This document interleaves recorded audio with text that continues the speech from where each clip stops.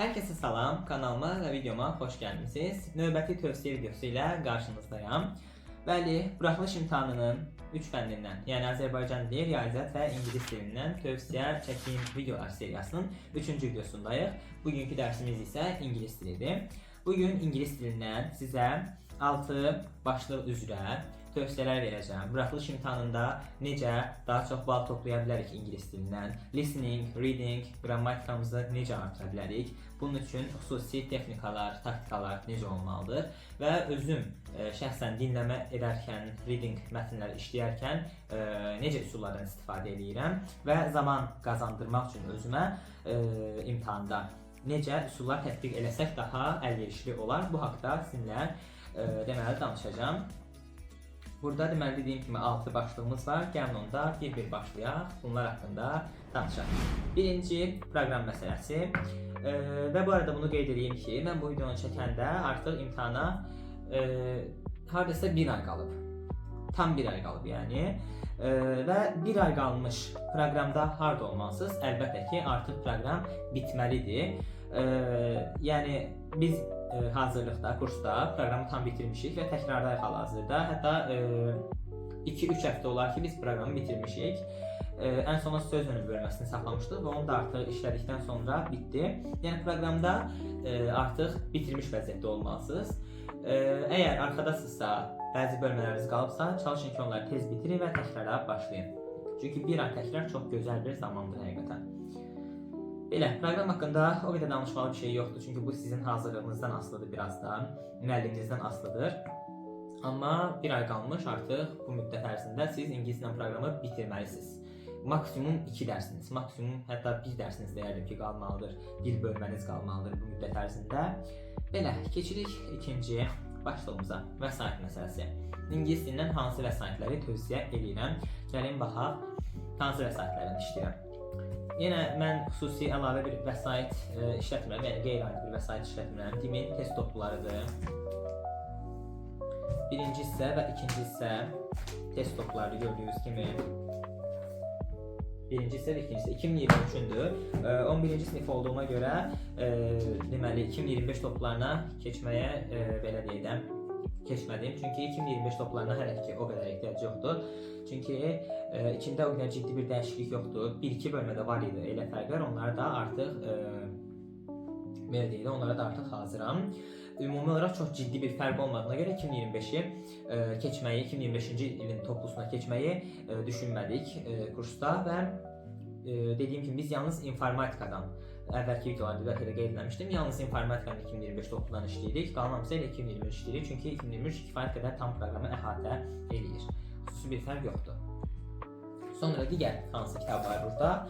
Bu deməli Hüseynova Dünya, Abbasova Nigar xanımların kitabıdır. Yəni müəllifləri Dünya Nigar kitabı deyirik də belə ümumi olaraq. Listening, reading və writing 3 deməli bölmə üzrə tapşırıqlar mövcuddur içərisində və həqiqətən yaxşı kitabdır. Birazdan imtahan modeli haqqında danışacağam. Niyə bunu tövsiyə edirəm? Çünki imtahan modeli tam olaraq bizim modelə uyğundur.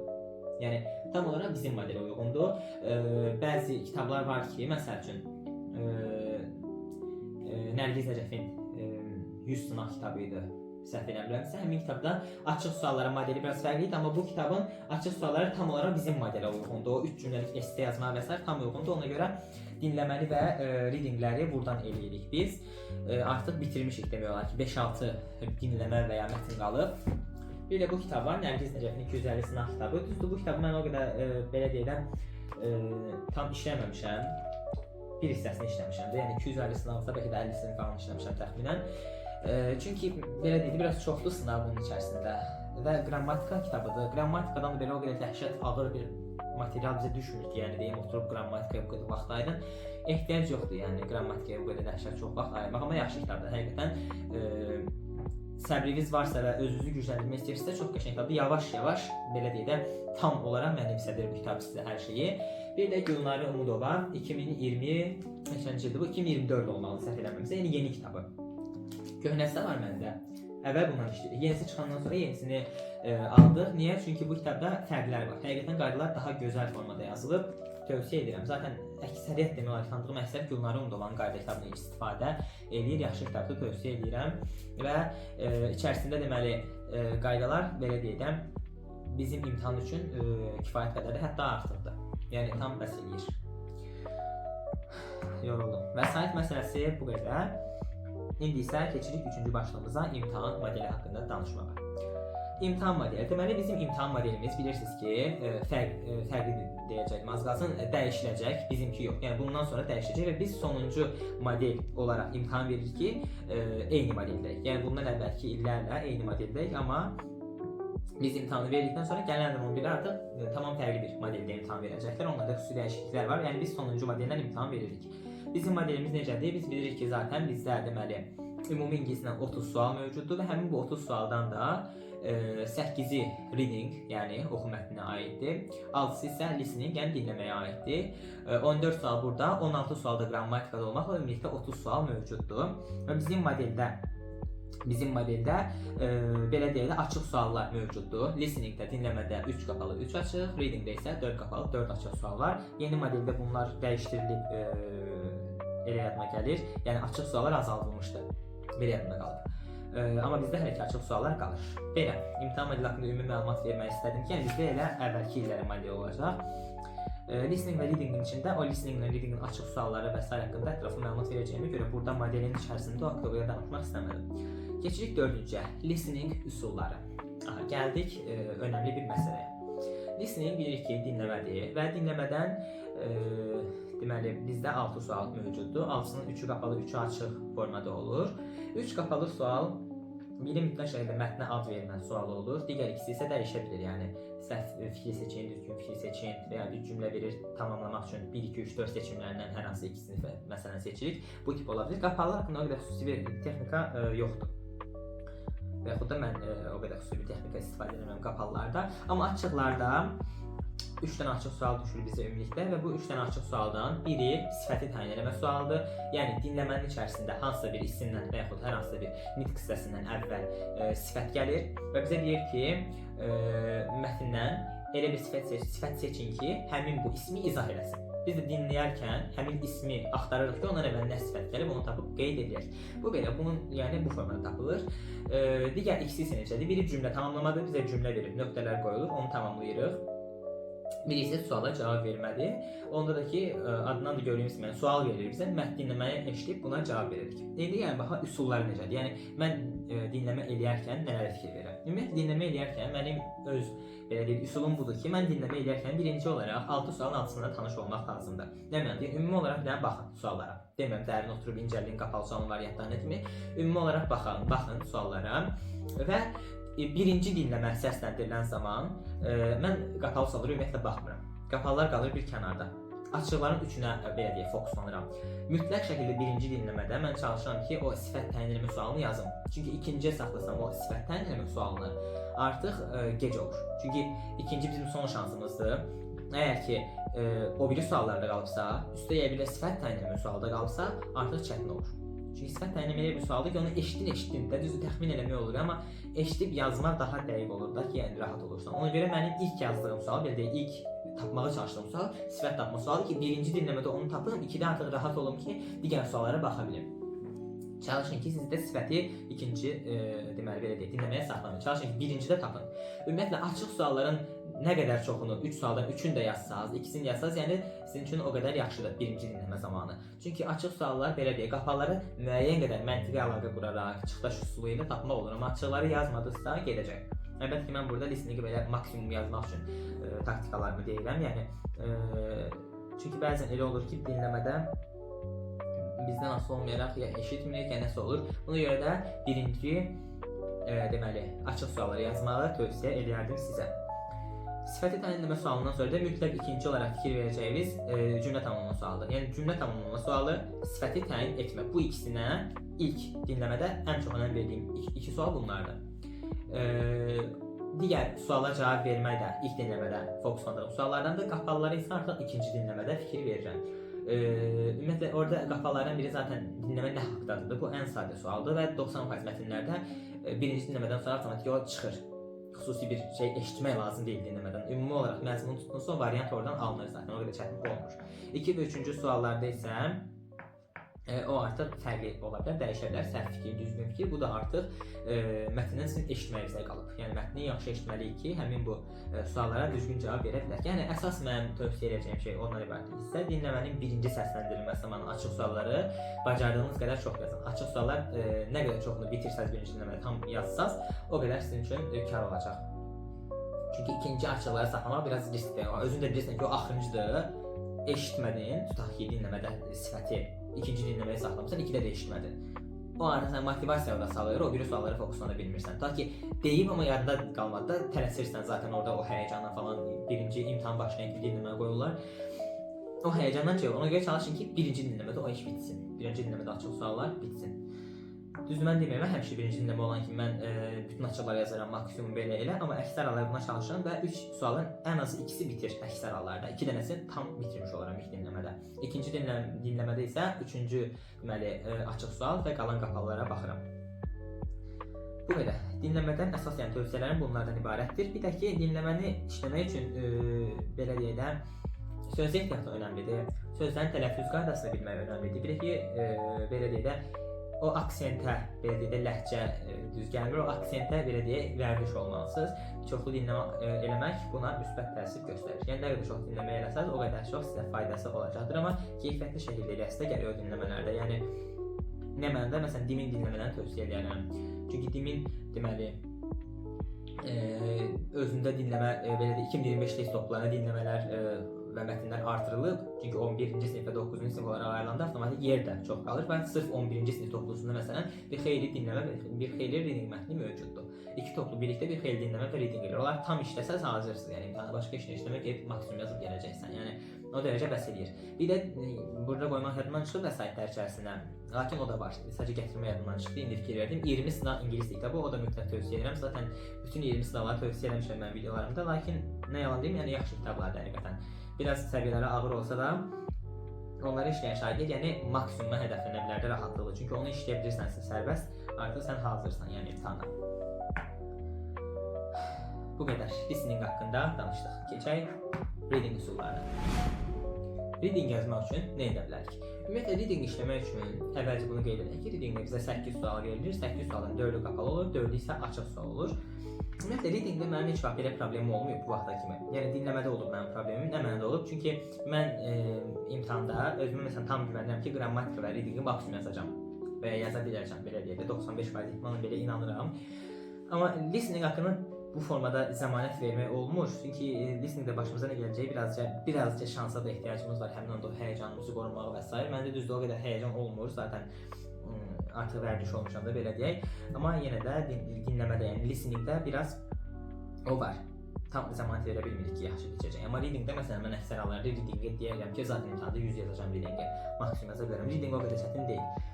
Readingdə isə bizə 4 dənə açıq, 4 dənə deməli qapalı sual düşür. Qapalılar zaten mətnə ad vermək rahat sualdır. Səhv düz seçmə sualları ola bilər orada və ya və s. başqa tip mətndən asılı olaraq suallar dəyişə bilər.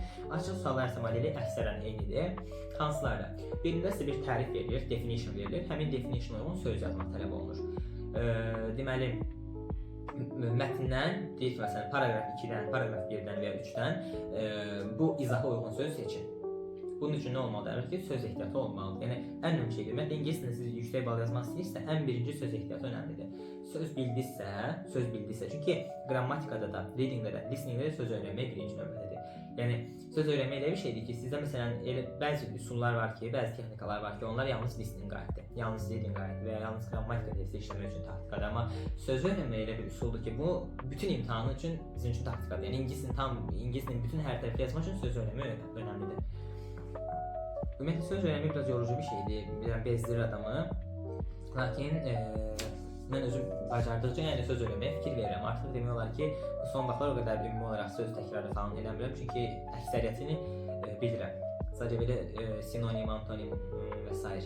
təkrar gedirəm. Qalanlar o qədər yox, sinif sözlər artıq, çünki əksəriyyəti bitib, əksəriyyətindən tam bitib. Sadəcə bir ümumi təkrar qalıb, onlar da ki, imtahanı bir həftə və s. qalmış eləyəcəm. Zaten inanmıram o qədər mənim sözlə problemim olsun imtahanda. Belə, deməli indi readingin açıq suallarına keçək. Readingin keçmişdi. Deməli, readingin digər açıq sualına keçək daha doğrusu. Deməli, bir açıq sualımız nə haqqında olur? Biri dedik ki, definition uyğun söz tapmaqdır. Biri isə sinonim, antonim və ya opposite in meaning və yaxud da deyə bilər ki, close in meaning, yaxın mənada, yaxın mənalı və ya əks mənalı sözlərdən düşə bilir və ya sinonim, antonim seçdirir. Söz verir bizə. Deyir ki, choose the antonym of the word. Məsəl üçün, həmin sözü qoyurlar ora. From the passage. Mətndən bu sözün sinonimini tapın. O söz də artıq yenə söz öyrənməyə bağlıdır. Həmin sözü tərcümə edirsiniz. Mətndən də o tərcüməyə uyğun digər sözü taparaq yazırsınız. Orada feil də düşə bilər. Feil nə mənada? Yəni o definitionda feil də düşə bilər. Definition artıq dəqiq nə dediksə düşəcək. Feil də düşə bilər, bir hərəkətli izah ola bilər və yaxud orada bir isimdə, bir sifətdə təyin olunur, izah oluna bilər və s. Yəni bu formada. Readingin digər iki sualı nədir? Digər iki sualı isə biri iki sözü dəyişməklə cümləni tamamlamaq sualıdır. Bu da belə deyək də artıq sonuncu modeldir ki, bizə bundan düşəcək. Yəni əvvəllər fərqli idi məsələn. Belə deyək də çox qısa bir müddət ərzində tətbiq olunan sual tiplərindən də bu da iki sözü dəyişmək. Çünki əvvəllər belə düşmürdü. Deyirdik məsələn cümləni strukturunu və yaxud sözləri dəyişdirərək yazın. Amma bizdə indi konkretdir, biraz daha dəqiqləşdirmək ki, ən azı iki söz dəyişməklə cümləni yazın. Belə, biraz konkretləşdir. Artıq orada struktur məsələsi falan yoxdur. Lakin mən dimin özünün belə deyək də reading cavablarında və s. meyarlarında görmüşəm ki, struktur dəyişikliyinə də bal verilir. Yəni dinləmək, reading eləyəndə orada yəni struktur da dəyişsən cümləni, söz də dəyişsən ona bal verilir. Lakin də risk atmamaq üçün ən yaxşısı orada sizdən nəyi tələb edir onu elə iki sözü dəyişdir olduğu kimi köçür tam balını alıb bitdi. Bir də qaldı sonuncu açıq sualımız readingdə. Readingdə sonuncu açıq sualımız isə bu da son illərdə belə deyək də tətbiq olunan sual tipidir. 3 cümləlik esse yazmaqdır. 3 cümləlik esse yəni qısa, o qədər də ağır olmayan bir sual tipidir. Ümumi biliklərinizdən istifadə edərək bir esse yazmalısınız. Esse nə haqqında ola bilər? Mətn haqqında ola bilər. Daha doğrusu belə deyək də mətnin ümumi məzmunundan çıxarılan bir sual olur orada. Məsələn, mətndə danışır ki, tutaq ki, hansı bir qədim bir abidədən danışır, qədim bir memarlıq abidəsi tutaq ki. Və o sualda bizə deyir ki, və siz hansı memarlıq abidələrini tanıyırsınız, məsələn, ölkənizdə olan və s. və yaxud dünyada olan və yaxud mətndə hansısa bir maraqlı bir ölkədən danışır və ölkənin içərisində niyə maraqlı deyirik bu ölkəyə, tutaq ki, mətndə onun səbəbləri izahlanır ki, belə gəzməli yerlər var və s. Məsələn, sizdən də soruşur ki, in your opinion, which country is more interesting for you? Sənin üçün məsələn hansı ölkə daha belə deyə maraqlıdır? Why? Niyə? Əsaslandırırsan. Yəni bu tip bir sual düşür. Daha ümumi suallar düşür. Dimin özündə daha ümumi suallar düşür və rahatdır həqiqətən bunları yazmaqda. Sadəcə biraz belə deyək söz ehtiyatınız, cümlə qurmağa bacarığınız olsa, o da çətin bir şey deyil. Və mən tövsiyə edirəm ki, əgər bacarığınız varsa həqiqətən yüksək bal yığmağa köklənən şagirdsə, o zaman 3 cümlə yox, ən azı 4 cümlə, ən azı 5 cümlə yazmanızı tövsiyə edirəm. Mən ortalamada ortalama olaraq 5-6 cümlə yazıram həmin o hissəyə. Amma ən azı 4 dənə yazın. Mən belə ən azı 3 deyib, ən azı 4 yazırsan, nə itirəcəksən ki? Belə və ondan da tam balı bu formada ala bilərsiniz. Yəni əsas odur ki, siz cümlə quruluşuna diqqət edin. O ardıcılığa, ən azından bir sadə cümlə qurmağı da biləsiniz də. Yəni mübtəda, üstəgəl, xəbər, üstəgəl cümlənin qalan üzvləri, məsələn, obyekt gələ bilər, zaman zərfliyi falan və s. gələ bilər, zaman zərfi və s. gələ bilər. Bu formada. Readingdən də tövsiyələrim bu qədər. Altıda grammar üsulları, yəni grammar nə idi? Grammar üsulları, yəni qrammatika üsullarından danışmaq istəyirəm. Bunun haqqında xüsusi bir şey deməyəcəm. Yəni belə deyək, çox geniş bir şey danışa bilmərəm. Çünki qrammatikada o qədər də xüsusi bir texnika istifadə edəcəyimiz bir şey yoxdur. Hər bölmənin özünün müəyyən üsulları var. Onları öyrənərək tətbiq edə bilərsiniz. Amma ümumi olaraq deyə bilərəm ki, qrammatikaya yəni heç vaxt mən belə deyək, heç vaxt o qədər özünü sıxmayan qrammatikaya görə, çünki həqiqətən çox asan düşür qrammatika. Bu vaxtda ki müşahidələrimi əslən demişəm və düşünürəm ki, bu il deyəli olacaq. Qrammatika həqiqətən su kimi də, yəni necə deyək, sadə düşür. Bu vaxtda kimi qrammatika, ingilis dilinin qrammatikasında düzdür çətin yerlər çoxdur. Həqiqətən ingilis dilinin qrammatikası normalda dərin yerləri var, çaşdırıcı məqamları var. Onu biraz dərinliklə şagirdlər bilər, lakin ümumi olaraq bizə düşən həqiqətən ən belə sadəsi də, ən primitivi düşür bizə. O qədər ağır testlər işləyirsən sözünü falan, gəlib sənə düşən ən sadəsidir. Məsələn, on Monday, birinci gün, gəl düşür nöqtəni tamamla, o sual düşür, deyirsən ki, yəni buna görə idi. Həqiqətən asan düşür. O qədər stres yaşayırsan, belə ağır, çoxlu şeylər olur orada, sualları işləyəndə falan yaza bilmədiyin suala görə, gəlib düşən suala görə deyirsən ki, həqiqətən asan imiş, stresi dəyməzmiş. Bu ildən inanıram ki olacaq. 95% ehtimalla rahat olacaq, imtahandan çıxıb deyəcək ki, gözlədiyimiz kimi rahat düşdü. İnşallah. Belə qrammatikadan da bu qədər. Bununla da ingilis dilindən videomuzu da bitirdik. Videonu deməli bəyəndinizsə like atmağı unutmayın, kanala abunə olmağı unutmayın ki, həvəslənib bundan sonra videolar çəkeyim. Çünki həqiqətən bu son çəkdiyim videolar, daha doğrusu son çəkdiyim video Azərbaycan dilində olan video həqiqətən qəşəng izləndi və o motivasiyamı artırdı. Bu da izlənsə, bundan sonra da buraxılışa lap az qaldı. 10 gün qalmış, 5 gün qalmış ümumi videolar çəkəcəmsə, ümumi tövsiyələr, imtahanda necə eləyək ki, məsələn, həyəcanımızı qoruya bilərik. Necə məsələn motivasiyamızı yüksəkdə saxlaya bilərik və s. Nədən başlayaq, hansı fəndən başlayıram mən məsələn, hansı fən güclüdürsə, hansı fəndən başlamalısınız, zamanı necə bölək və s. O tip xüsusi texnikalar. Məsələn, Azərbaycan dilindən açıq sualları birbaşa cavab kağızına yazmaq və s. Olarmı, olmazmı, nə zaman eləyə bilərik bunu və s. Bu haqda ümumi olaraq məlumatlarım həqiqətən var. Daha doğrusu deyəcək sözlərim var və çəkməyə düşünürəm. Fikirlərim çoxdur çəkmək üçün. Və fikirlərinizi rəy bölməsində yazın. Qeyd edin ki, həmin videoları mən də çəkim. Bu qədər. Ümid edirəm ki, video sizin üçün faydalı olmuşdur. Və bu video ilə ümid edirəm ki, bu üsullarla istifadə edərək bir 10 balda qaldırırsınız balınızı mənim üçün həqiqətən yaxşı bir şeydir. Bu qədər. Videoda dediyim kimi bəyənməyi, kanala abunə olmağı unutmayın. Gələn videolarda görüşənədək sağ olun, salamat qalın.